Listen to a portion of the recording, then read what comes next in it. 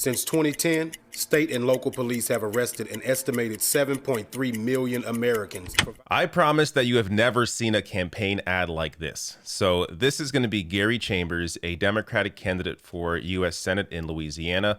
I'm very familiar with Gary Chambers. I covered him almost exactly a year ago when he was running for Louisiana's 2nd Congressional District.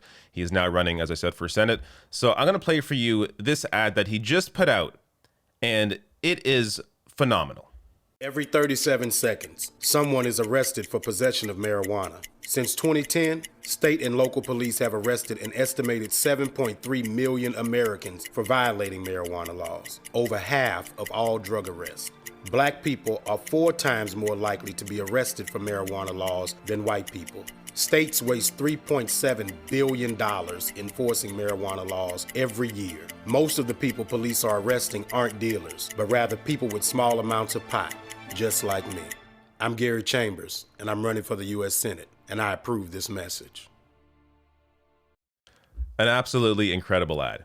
Incredible. And there's a variety of reasons why this ad is incredible. So I'll get to some of that in a minute. I'll also get to support for cannabis legalization, where those numbers currently are, and also Joe Biden, what he can be doing right now as president to act on this.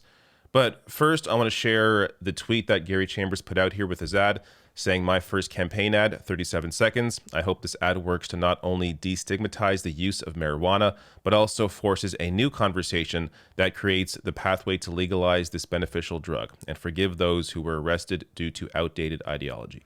So the reason why this ad stands out, I mean, apart from the obvious, he's smoking a blunt in a campaign ad. It's just that he is here actually standing up for what he believes in, being very clear about what he is fighting for. So this is the issue often with Democratic candidates and why they do so poorly, because they are very often vague in what they support, because honestly, in most cases, they don't really support anything. They just listen to corporate backers and do what they tell them. But here you have somebody who actually fights for what he believes in. Obviously, this is just one issue, but he also supports Medicare for all, voting rights, has been very clear about his specific support of various policy issues. Meanwhile, a lot of Democratic candidates are just incredibly vague, don't really fight for anything. And on the other side of the aisle, you have Republicans that are very clear about being racist, about being bigoted, about being stupid. They have no problem trying to serve their base. But Democratic leaders, Democratic candidates often are unafraid to actually fight for real issues, fight for cannabis legalization, fight for Medicare for all, fight to actually address the climate crisis. So it is so refreshing to see a candidate like this. Now, to be clear, he has to actually win the Democratic primary to be able to then face John Kennedy in Louisiana in the election at the end of the year. So he still has, a way to go here. But I think an ad like this is going to make him stand out. So right now, there's one other candidate in the Democratic primary race. There may be more coming in, and I'm sure some of those, if not the guy that's already in there, is going to be backed by corporate money, as these candidates often are, trying to cut out or push out the progressive candidate. So I'm sure that will happen again in this race. But that's why it's important for Gary Chambers to get his name out there and be able to raise small dollar donations to actually fight against those corporate-backed candidates. So let me get to a little more here. He also was featured on Stephen Colbert. So this is also the benefit of having an ad like this that stands out, that of course, yes, there is a built-in risk here, but at the same time, there's also a potential benefit if you get attention, and he is getting attention. I imagine he's going to be featured on more shows like this. So it's good that he's getting his name out there in this more mainstream way. Now, looking at numbers here, when it comes to the support for marijuana legalization, this is from Gallup polling. U.S. support for legalizing marijuana, 1969 to 2021. And you see here, it is right now steady at 68% support. So we're talking about the vast majority of people support legalizing marijuana, not even just decriminalizing, not just for, medical use, legalizing marijuana. This is a clear issue that Biden right now as president could do something about. And more on that in a second. I want to show you one more poll. Pew Research shows very similar results here.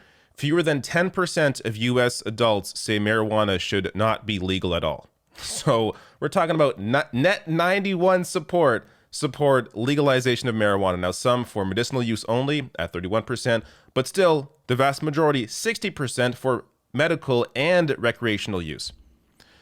this is a winning issue if Democrats are actually or would actually take a hold of this and do something with it, which right now Biden could do alone. Doesn't need Congress. Him alone can do something about this. So this from Truth Out. President Joe Biden can direct federal law enforcement to refrain from prosecuting marijuana charges and issue a blanket pardon to thousands of people already convicted, according to a new report from the Congressional Research Service. Biden can't wave a magic wand and legalize marijuana, but the report lays out pathways for the Biden administration to change the federal scheduling of cannabis as a prohibited substance under the Controlled Substances Act, CSA, the law that governs federal drug regulation and undergirds many state laws.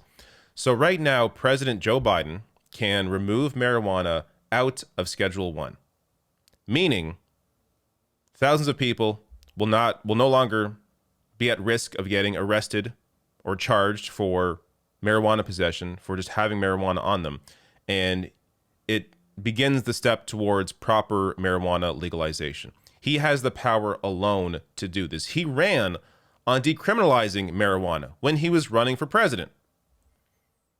So he hasn't delivered on that, even though he has full authority to do so. He also promised to cancel at least $10,000 of student debt for each person that has student debt. Has not done that. He can also do that through executive order or through his powers. Has not done that. Is barely fighting for his own agenda, the Build Back Better agenda, is still kissing up to Manchin and Sinema, barely criticizing them at all, or if at all, is not doing anything to actually fight for his own agenda. So, like, we're not... It's one thing if I was complaining about Biden not passing Medicare for all. He didn't promise to pass Medicare for all, but he's not even doing what he promised to do. So this is why it's important to have more voices like Gary Chambers in Senate actually fighting for Biden's own agenda, at the very least. Now, a couple last things here. As I said, Gary Chambers backs Medicare for all. In the richest country on earth, everyone should have health care. We bail out business and industry with our tax dollars. Who bails out the working class when they get sick? We can and must do better. And last thing here, I will link to his page below the video. He has more campaign ads out. You can learn more about him, his backstory. He is a fantastic story. He's a fantastic candidate. He was a great candidate back when he ran in the first time in Louisiana for a seat. He's still fantastic. I really hope he's able to get the support that he needs to become the Democratic nominee going forward against John Kennedy. And at that point, it's going to be a real fight because obviously Louisiana, not known as the bluest state. But if you have here a Democrat actually fighting for something, offering people a real message, it's going to give John Kennedy, or he's going to give John Kennedy a run for his money. And it's going to be a fantastic race if he's able to win the Democratic primary.